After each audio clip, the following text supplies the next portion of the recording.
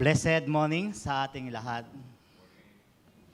Salamat sa Panginoon. Salamat din po sa mga CMT na nanalangin para sa akin kagabi.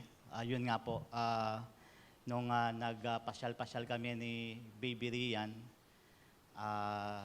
pagbalik namin ng before lunch, habang nag-lunch kami ni Pastora, nakaramdam ako ng dizziness, pagkahilo. And nag-stay iyon until nakatulugan ko na nahihilo-hilo ako. So praise God dahil pagising ko ay kaunti na lang, medyo parang lightheaded ako ngayon at parang hinihingal. Pero praise God dahil bago matulog, ang panalangin ko sa Panginoon ay enable me to stand before you today at mai-deliver ang kanyang salita. So praise God, puri ng Panginoon.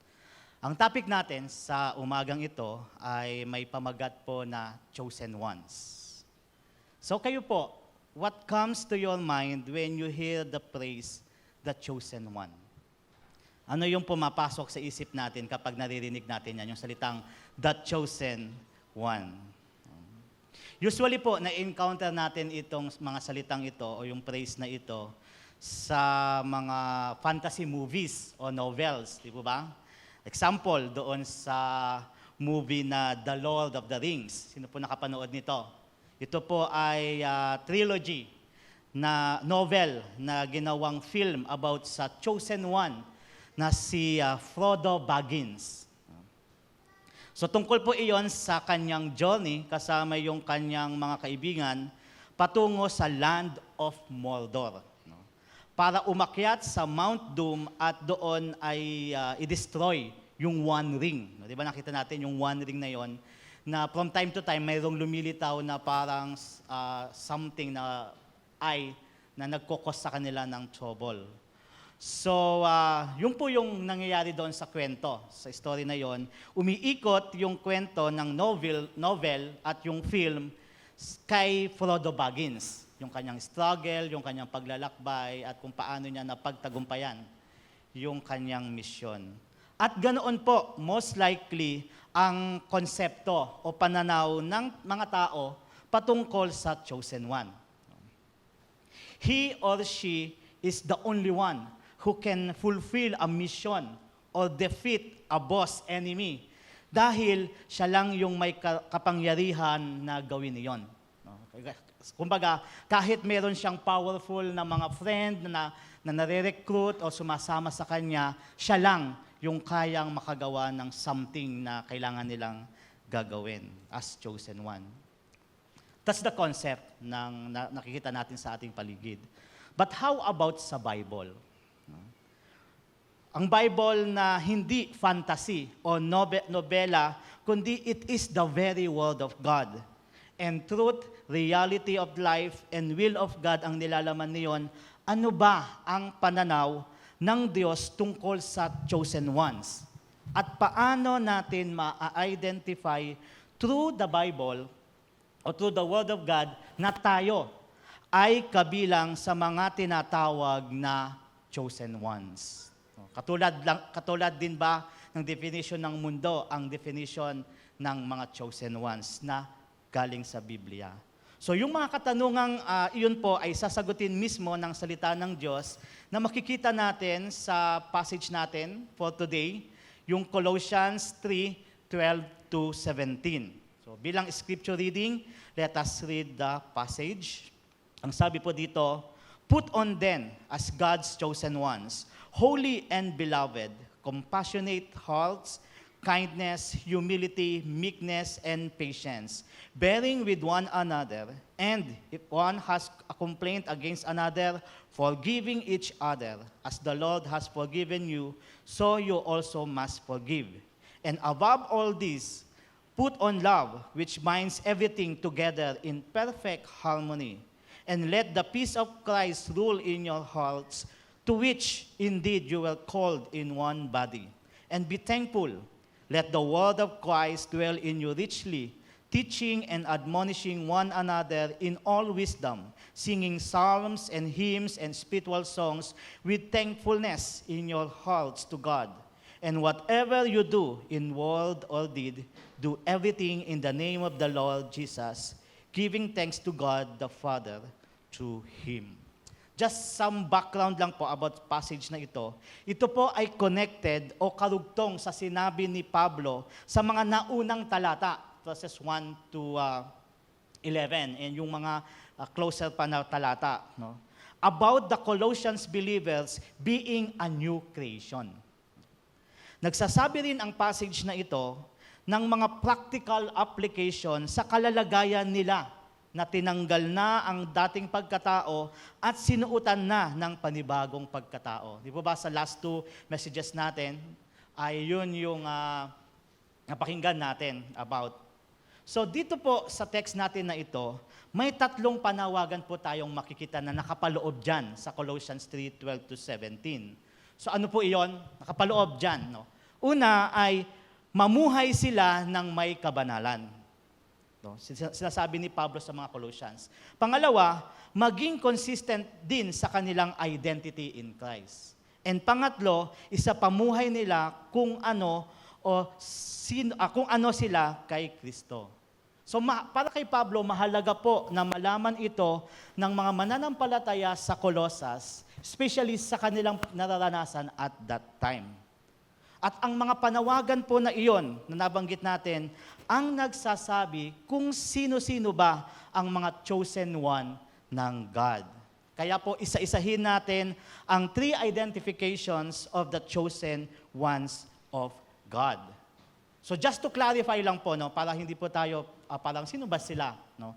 The chosen ones of God are those who are genuine Christians. Okay? So kung ikaw po ay isang Kristiyano, ikaw ay itinuturing ng Bible, ng salita ng Diyos, na chosen one of God. So that's it lang po, no? No other identification na Christian 1, Christian 2, and yung Christian 3 ang chosen ones. Basta genuine Christian, chosen ones sila ng God. So ang tanong na ating kakaharapin today ay, who are the chosen ones of God? What are their characteristics? No? Ano ba ang makikita natin sa kanila? So una po, the chosen ones of God, they live a holy lifestyle. No? The chosen ones of God have decided and are aiming to live a holy lifestyle. Yan ang nakapaloob doon sa 12 to 17 ng chapter 3. At iyon po ang isang panawagan ni Paul sa mga Colossian believers. No? Ang mamuhay sila ng may kabanalan bilang mga pinili ng Diyos. Let us see verses 12 to 14 as a reference for that.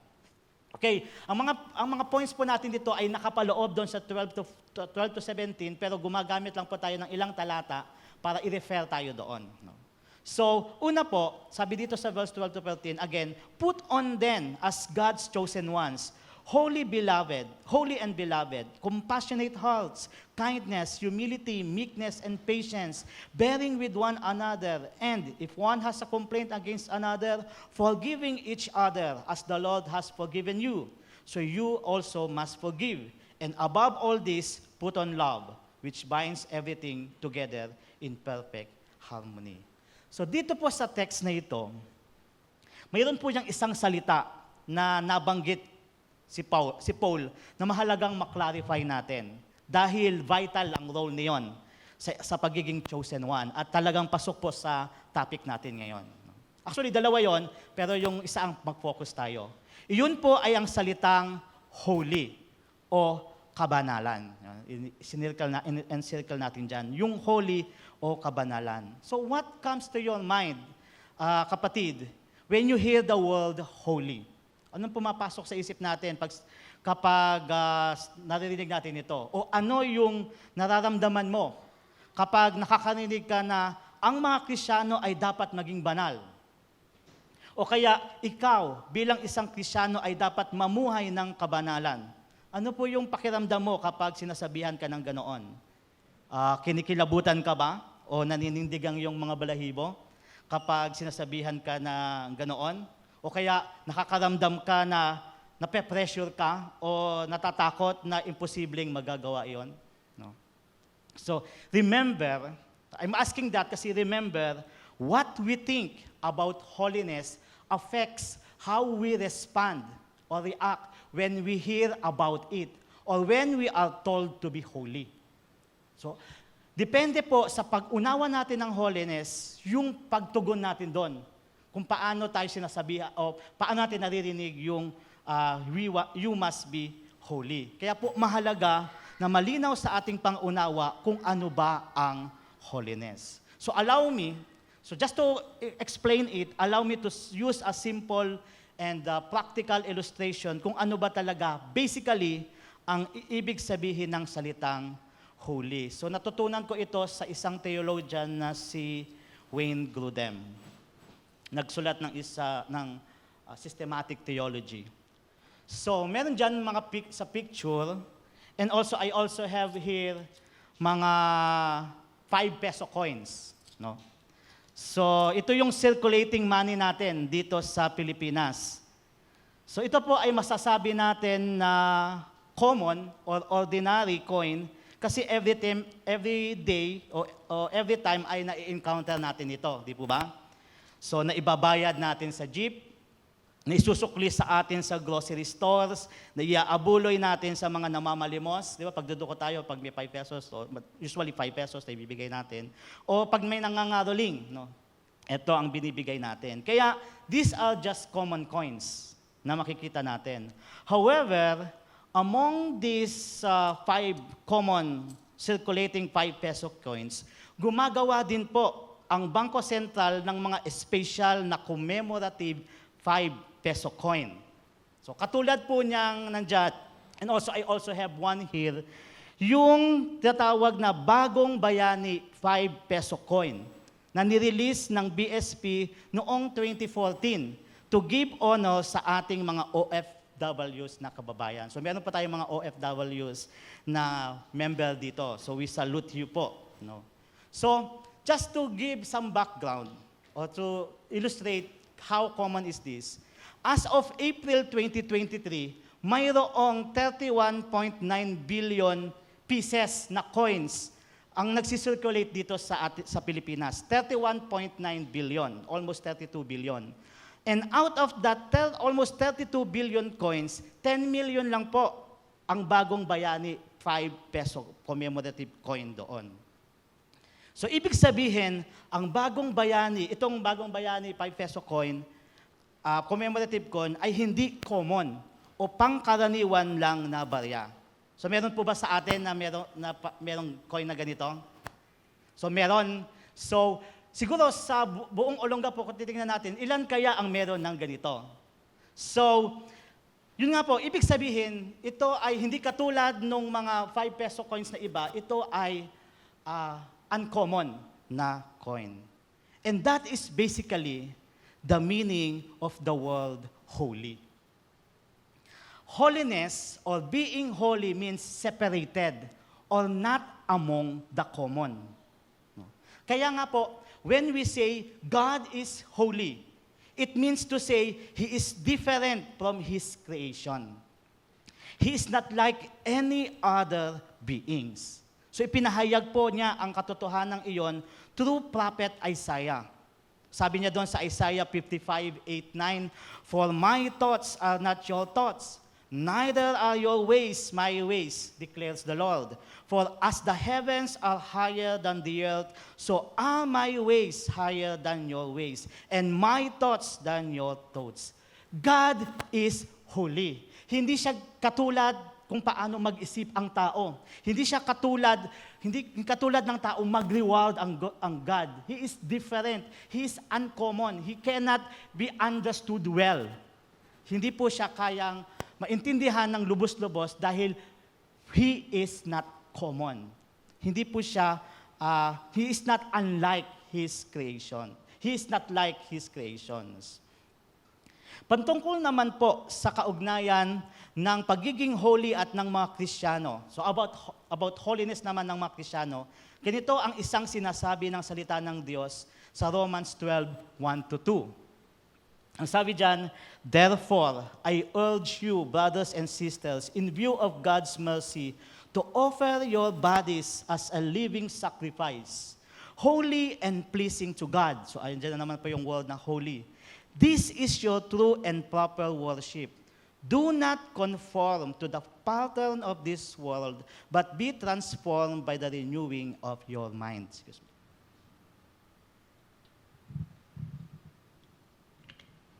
So dyan po sa Romans 12:2, Romans 12:1 is talking about holiness, no, ng kanilang ng mga mananampalataya. But dyan sa Romans 12:2, it speaks about being holy ng isang Kristiyano. So ano yung pagiging holy ng isang Kristiyano? They do not conform to the pattern of this world. Hindi sila nakikiayon sa takbo o kalakaran ng mundong ito. Kaya nga sila ay uncommon. Kasi kung makikiayon tayo sa takbo ng mundong ito, ibig sabihin mapapabilang tayo sa kung sino-sino sila. Di po ba? So we will become common na rin. Kasi yun din, kung ano yung ginagawa nila, yun din ang ginagawa natin, then we will become common. We will not be defined or look at as holy. Pero since Christians are holy people, hindi dapat sila nagko-conform to the pattern of this world. Sa halip, sila ay hinahayaan nilang baguhin ng Diyos ang kanilang way of thinking and reasoning na siyang magpapabago ng kanilang mga gawain sa pamamagitan ng pagkilos ng banal na Espiritu sa kanilang mga puso. So that is why, my dear brothers and sisters in the Lord, a genuine Christian who is already living a holy lifestyle, magiging kapansin-pansin talaga sila sa iba. So wag po dapat magtataka ang isang Kristiyano kung sa classroom ay nabubuli siya dahil siya ay nagiging tapat sa Panginoon. Gusto niyang kumilos bilang isang Kristiyano talaga. Huwag po tayong magtaka kung medyo may mga ibang naiinis sa pag-uugali natin because we are trying to do righteous things kasi hindi tayo sila. Hindi, iba yung way of thinking ng Kristiyano kaysa sa kanila. Kaya magtataka sila, bakit iba ang ginagawa nito? That is why they become parang naiinis. So, parang iba ito ganon. So, because we are holy people nga, God's chosen ones. Now, going back to our passage, habang kinakausap ni Pablo ang mga Colossian believers sa verse 12, as God's chosen ones, ang sinasabi sa kanila dyan, tinukoy sila ni Pablo na holy and beloved. And as God's chosen ones, ito yung kanilang, ina-expect sa kanila ni Pablo. No? Paul reminds the Colossian believers that they must put on, suot, dalhin nila sa buhay nila, the holy characteristics of the chosen ones of God. They must put on a compassionate heart. They must also be kind, humble, meek, and patient to everyone. Bilang mga Kristiyano, ganoon ang nararapat na maging lifestyle din natin. Whenever we go to the market or work or nasa school or whenever we meet people and transact with them or whenever we encounter difficult situation or hostile people, naroon dapat ang compassionate heart sa atin.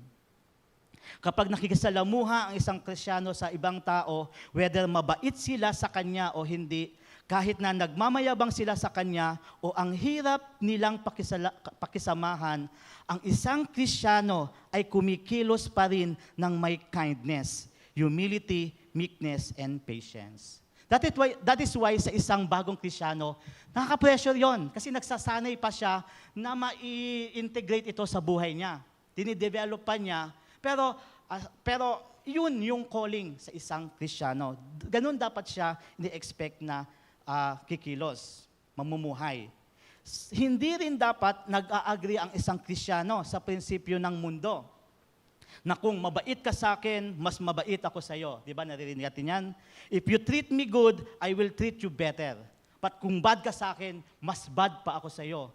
At kung you treat me bad, mas worse pa ang mararanasan mo mula sa akin. That's the concept of common people. But the chosen ones of God, they live a holy lifestyle. So, it may be good, no? Sa pananaw siguro ng pangkaraniwang tao, it may be good to hear at posibleng makakaiwas ang isang tao sa pang-aabuso ng iba kung they also know how to and do some bullying, or they know how to fight back against panlalait ng ibang tao para makaiwas na malait o ma-down ng ibang tao. Pero hindi iyon ang kalooban ng Diyos para sa kanyang mga chosen ones ayon sa sinasabi ni Paul dito.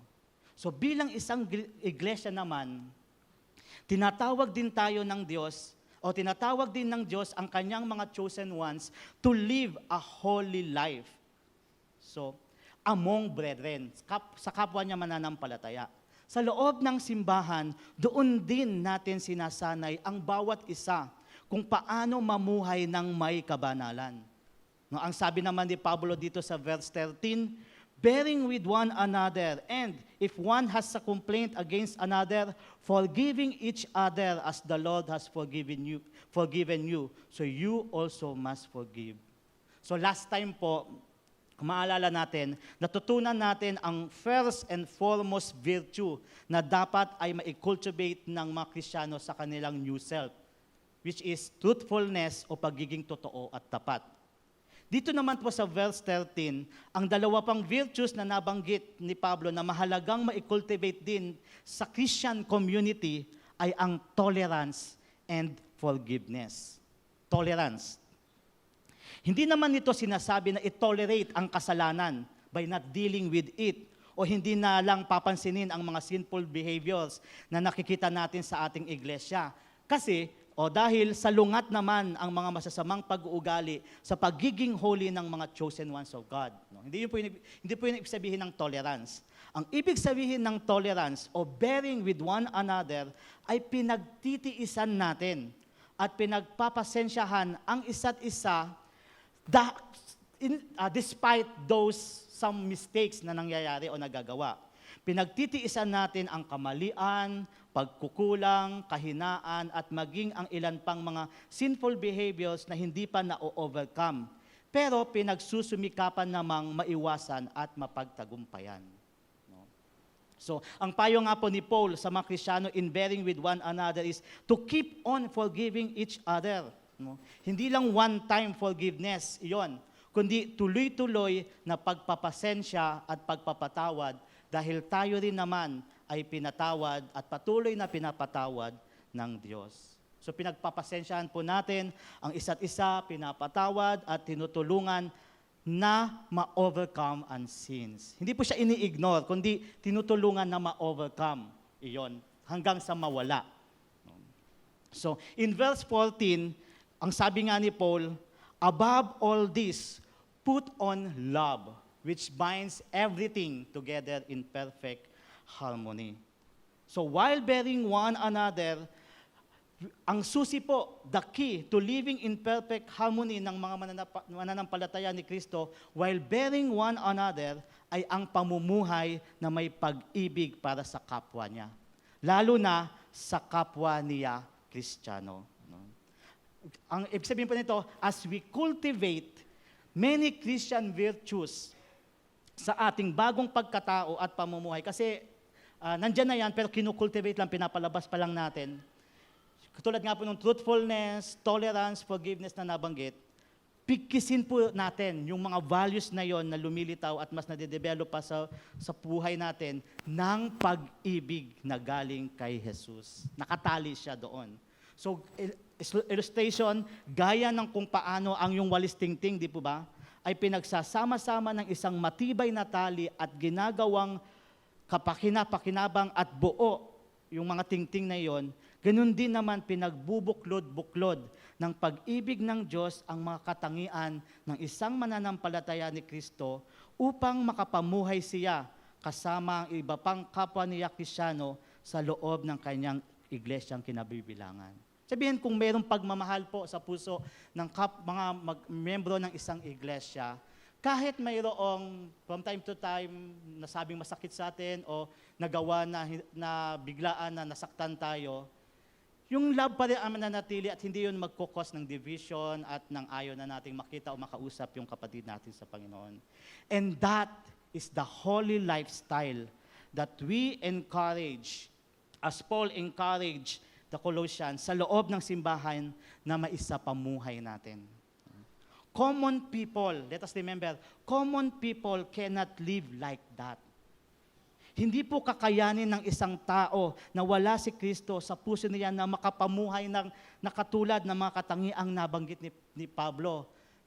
Bibitaw at bibitaw po siya sa pagkakaroon ng compassionate heart, ng kindness, humility, meekness, patience, and forgiveness, and love. Hindi po niya kakayanin na ma-maintain iyon. Only God's chosen ones can live a holy lifestyle and put on those godly characters since God has already put on the new life in them. So my dear brethren in the Lord, it is my prayer para sa ating iglesia as God's chosen ones that each and every one of us start and continue living a holy lifestyle. Ipagpatuloy lang po natin ang atin nang nasimulang pagtatakwil at pagbabago sa dati nating lifestyle noon. Noong hindi pa natin na ikukomit ng buong buo ang ating buhay at pananampalataya kay Kristo. Katulad nga ng last time na message, hinuhubad na natin yon, tinatanggal na sa ating katawan. No? Ngayong na kay Kristo na po tayo, intentionally, ginagawa talaga, ay ipakita natin sa pamamagitan ng ating pamumuhay ang mga katangian at pag-uugali ng isang tunay na Kristiyano na pinili ng Diyos sapagkat iyon ang tinatawag na God's chosen ones. Amen po? Pangalawa, who are the chosen ones? What is their characteristic or one of their characteristics? They are those who are being consistent with their identity in Christ. Ang isang chosen one ay nagiging consistent sa kanyang pagkakakilanlan kay Kristo. Sabi natin, nagiging consistent.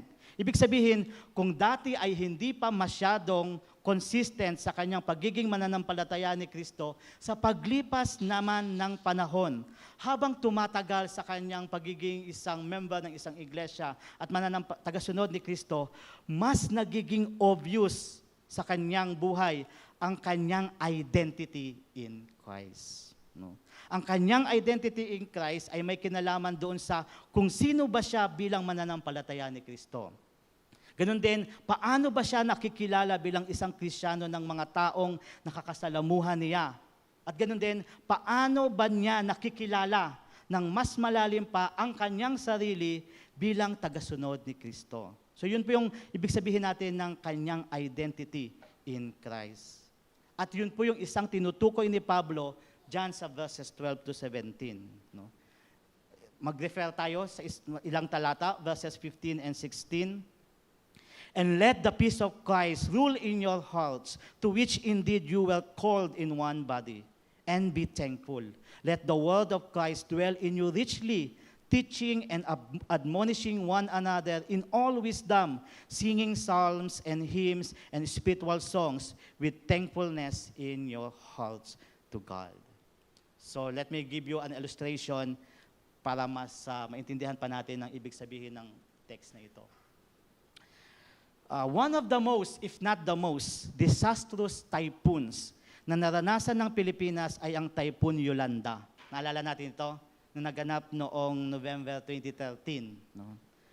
Sabi po sa ulat, umabot ng almost about 95 billion ang estimated amount ng damages na nalikha ng bagyong iyon. Kabilang na yung nawalan ng tahanan at mahal sa buhay. Yung mahal sa buhay, you cannot give value sa bagay na yon.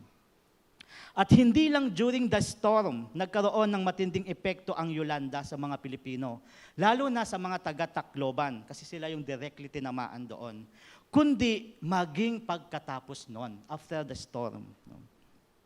May isang reporter nga po ng Daily Inquirer, ang nag-report about the chaotic effect ng Typhoon Yolanda ilang araw matapos ang pagragasa na yon. So you can also research for that, check that sa online, via online. So, ang sabi po niya, ito yung report niya, I quote, Tacloban City, Philippines. In only a matter of days after Yolanda's wrath, this place has become a no man's land. Chaos reigned in the economic hub of Eastern Visayas on days 2 and 3 of the colossal destruction from the super typhoon which has international name Haiyan, which cut off the city from the rest of the country with power out and communications virtually impossible. The scene on the streets downtown looked like it belonged in a horror movie.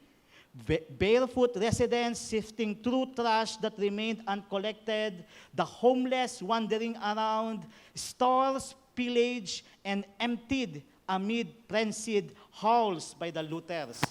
It's anarchy, said Kenneth Uy, owner of the Asia Stars Hotel. With food and clean water in short supply and without any government presence at all, many residents were driven to desperation. On Friday morning, crowds swarmed the 578 Emporium convenience store on the main avenue that was being guarded by the businessman owner. You cannot come in, he warned them. If you do not allow us to come in, we will use force, one man said. Then the man started counting, 1, 2, 3. The owner gave way. So end of the quote. Normal lang po siguro, no? As you can see sa picture, sa pangkaraniwang tao ang makagawa ng ganoong nakabahalang pag-uugali, lalo na kapag siya ay nasa panahon na ng krisis at kagipitan. No? Sa panahon ng kaguluhan, kapag wala nang makain at matindi na ang gutom, ang isang pangkaraniwang tao ay pumapasok na sa isang marahas na survival mode at nakakagawa na ng mga hindi kaaya-ayang gawain. Siguro tayo din, di natin masasabi na kayang-kaya natin na hindi maging parabang hysterical kapag mayroong ganoong sitwasyon. Ngunit, ang sinasabi po sa atin ng salita ng Diyos, hindi ganoon ang mga Kristiyanong itinuturing na God's chosen people. Hindi po sinasabi na hindi ka chosen people. Ang sinasabi noon, try to overcome those devastating thinking or devastating o nakabahalang attitude or characteristics. Ang nagahari sa kanilang puso ay ang kapayapaang kaloob ni Kristo. No? Ang sabi po nga sa verse 15, let the peace of Christ rule in your hearts. Ganun natin, yun ang maintain natin. Ganun tayo ginagawa natin consistent sa buhay natin. The peace of Christ is ruling in our hearts.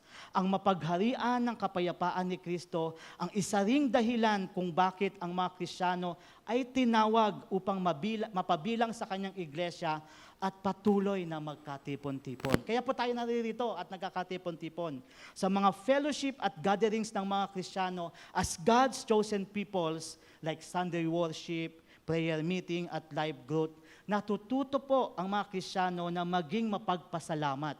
Baka pag whenever you are grateful, na-overcome nun, natatabunan yung mga worries. Lalo na't nakikita at napapakinggan natin sa ating kapwa mananampalataya kung paanong ang buhay nila ay iniingatan, pinagpapala at pinapalago ng mapagmahal na Diyos. That's the purpose of our Thanksgiving. No? It's not to tell grandiose experience, kung hindi something that you can share that can also inspire other people. No? Hindi sa pagmamayabang, kung hindi, ang pinagmamalaki natin ay ang kapangyarihan at kabutihan ng Panginoon sa buhay natin. Kaya po ang hamon ni Pablo sa mga taga-Kolosa sa verse 16 ay, ang salita ni Kristo ay hayaan ninyong lubusang manatili sa inyong puso. Turuan ninyo at paalalahanan ang isa't isa ng may buong karunungan.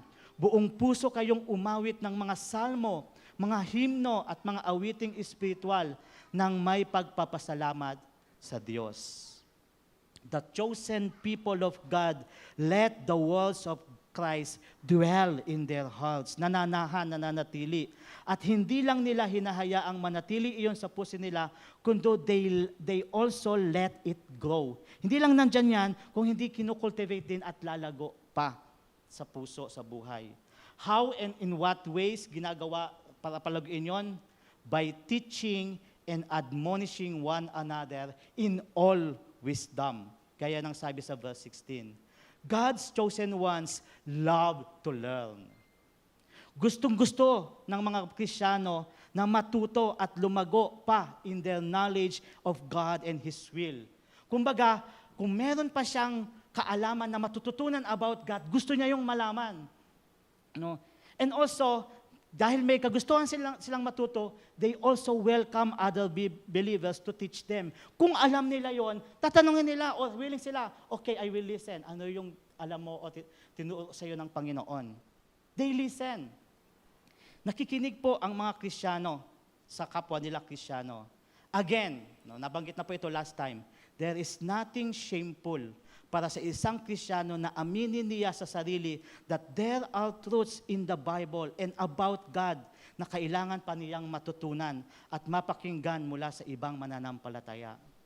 It is always noble for a Christian to ask a mature believer na tulungan siyang lumago sa pananampalataya niya through discipleship programs like life group and mentoring na ginagawa natin dito sa ating iglesia.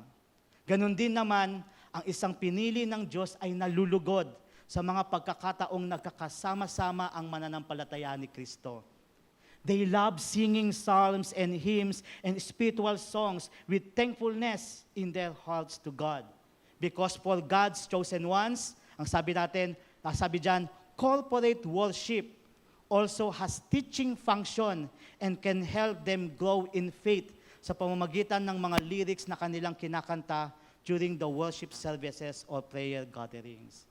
So we also give appreciation sa praise and worship team natin o sa music team natin for being committed sa inyong ginagawa sa Panginoon, because through those songs and those lyrics, even yung mga worship leaders natin na nagtatanong, meron po bang response songs or pinipilit nila na connected yung songs sa ating topic, because those lyrics can also teach us something sa ating faith. Kaya po, para kay Pablo na mga ngaral ng salita ng Diyos, that is how a chosen one of God is being consistent with his identity in Christ. Ganoon siya nagiging consistent sa kanyang pagkakakilanlan na mananampalataya at tagasunod ni Kristo. Nakikilala siya sa ganoong pamamaraan. Mga kapatid, kay Kristo, ang hamon po ng salita ng Diyos sa lahat ng mga Kristiyano na itinuturing na chosen people of God ay ang mapag-ingatan natin na manatiling consistent ang ating pamumuhay sa kung sino ba tayo kay Kristo. Gaano man ang presyo na ibinabato ng mundo sa kanila, sa mga Kristiyano, naghahari pa rin ang kapayapaan sa kanilang puso. Naghahangad pa rin sila na matuto mula sa isa't isa at patuloy pa rin na lumalago habang pinagsusumikapan nilang magkasama-sama sa pagsamba at panalangin sa Diyos. Amen tayo doon? Di po ba? Pangatlo. Ano naman yung pangatlong identification ng God's chosen ones? Iyon ay they live up to what they are in Christ. They live up to what they are in Christ. In other words, sa ibang salita, they walk what they claim to be. Sinasapamuhay nila kung ano sinasabi nilang sila. No. Isinasapamuhay nga at pinaninindigan nila na ang sinasabi nilang tagasunod at mananampalataya sila ni Kristo. Ganito po yung pagkakasabi ni Paul about it. Whatever you do, lumabas ka man, nasa loob ka man ng inyong simbahan, o sa market ka man, o sa school, o sa trabaho, whatever you do in word or deed, do everything in the name of the Lord Jesus, giving thanks to God the Father through Him. So let me clarify the point with this illustration, yung point na they live up to what they are in Christ. Noong 1940s, napag-aralan natin to, according sa history ng Pilipinas, sinakop po ng bansang Hapon ang ating bansa. So, probably many of us ay hindi na naranasan yon. Pero nasa libro yan. They occupied, ang mga Hapon, they occupied our country, even the government, from 1942 until 1945. So, matagal-tagal din. Sa panahon ding iyon, maraming Pilipino ang nagrebelde against the Imperial Japanese Army.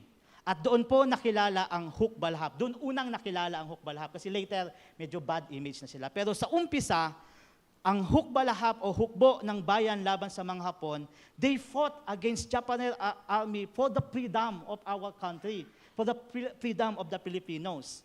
Then, familiar ba kayo doon sa tinatawag na makapili? No? Narinig natin yan, yung mga makapili o yung makabayang katipunan ng mga Pilipino. In English, Patriotic Association of Filipinos. So, sa pangalan pa lang, di po ba? Ay it implies na sila ay mga makabayan at patriotic group. No, gaya ng mga Hukbalahap, lalaban para sa kalayaan ng mga Pilipino base sa kanilang pangalan, makabayang katipunan ng mga Pilipino.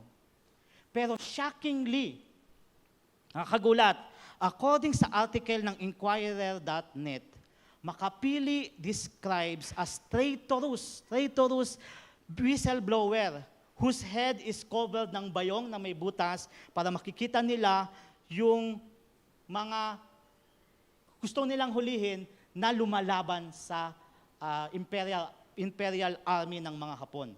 So kapag papatayuin yung mga tao na yon, ituturo nila, o iyan ay membro ng Hukbalahap, o iyan ay lumalaban against Japanese Army. No? So nagsimula po yung grupo ng Makapili na makipagtulungan sa mga Hapon noong 1944. Nang kanilang gawing misyon na labanan ang mga fellow Filipinos who were recognized as guerrillas and anti-Japanese forces, particularly nga yung members of Hukbalahap. Mission nila yon na hulihin silang lahat, kaya tinuturo nila. So by that, nakikita po natin, sila po ay kinilalang traitor ng mga Pilipino at masasabi na ang mga Makapili who should be a patriotic group of Filipinos did not live up to what they called themselves they were. Hindi nila pinandigan yung ipinangalan nila sa sarili nila na makabayang grupo ng mga Pilipino. Brethren, ang mga Kristiyano ay hindi kagaya ng mga Makapili.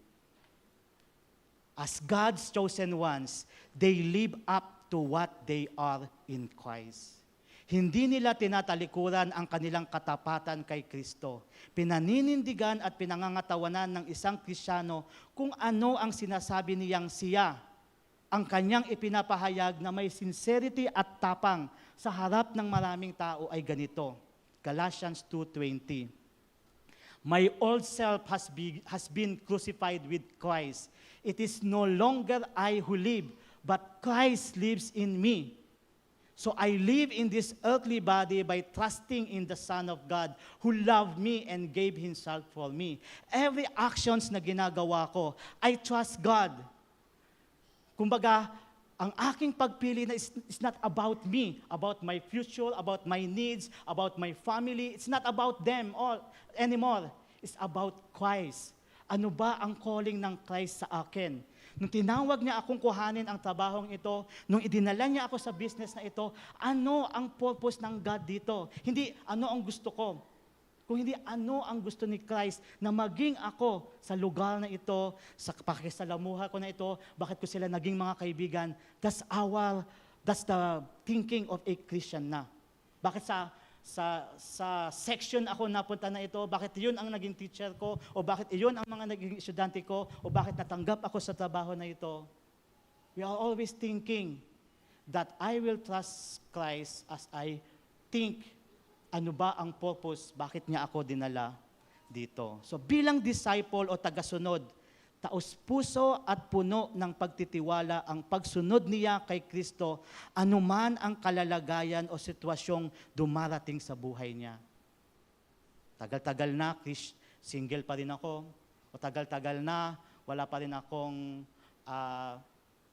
magandang trabaho, tagal-tagal na, hindi pa umuunlad ang buhay ko. Despite those things, naninatili pa rin ang ating pananampalataya sa Panginoon at hindi tayo bumibigay.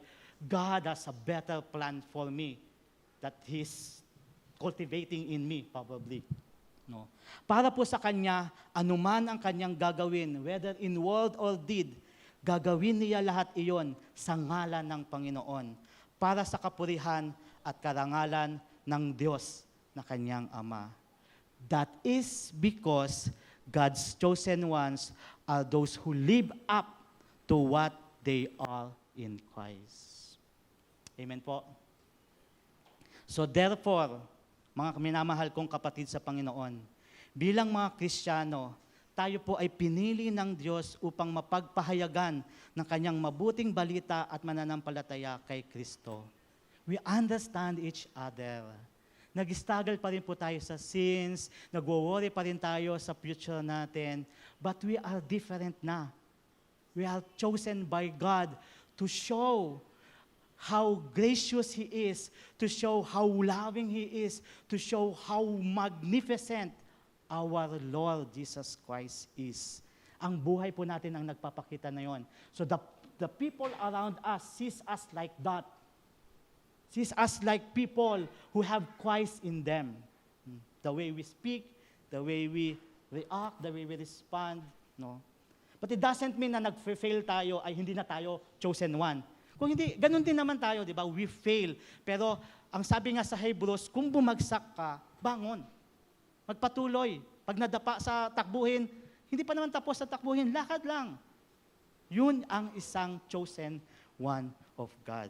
So, brethren, as a minister of God or as ministers of God, it is our prayer and desire that every one of us here in our church will be identified wherever they are, wherever we are, and whatever we do as God's chosen ones. We are real Christians. We are not fake Christians. Hindi sila magdududa that we are Christians. Tayo din, hindi rin tayo nagdududa or na offend whenever there are people who look at us bilang Kristiyano. No? Hindi po tayo perpekto at hindi tayo nakakataas kanino man, ngunit tayo ay pinili pa rin ng Diyos upang Kanyang mahalin at iparanas ang Kanyang kahanga-hangang biyaya. You have a story to tell, and you have wonderful Lord who can enable you to tell that sincerity and truthfully. So as a response po, and while relying on God's grace, tayo po, we have decided